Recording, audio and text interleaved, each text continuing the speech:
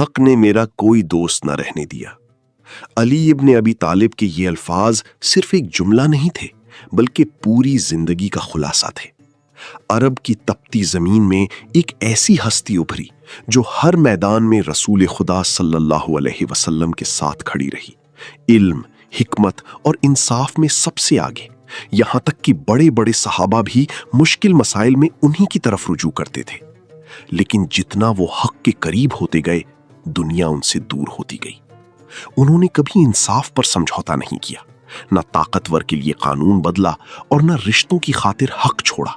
फिर वो वक्त आया जब उम्मत फितनों में बढ़ गई, करीबी साथी जुदा होने लगे और वो खुद को एक ऐसे सुतून की मानिंद महसूस करने लगे जिस पर पूरी इमारत खड़ी हो मगर जो खुद तन्हा हो।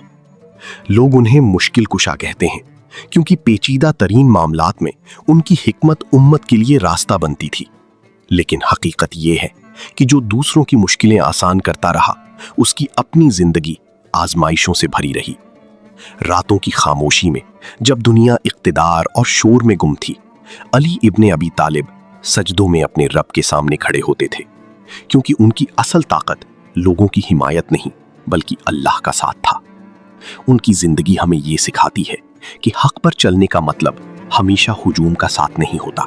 बाज़ औक़ात सच बोलने वाले को अकेले ही खड़ा होना पड़ता है। आज के दौर में जहां झूठ फायदा देता है और सच इंसान को तन्हा कर देता है, सवाल सिर्फ इतना है, अगर हक बोलने की कीमत तन्हाई हो तो क्या आप फिर भी सच के साथ खड़े रहेंगे?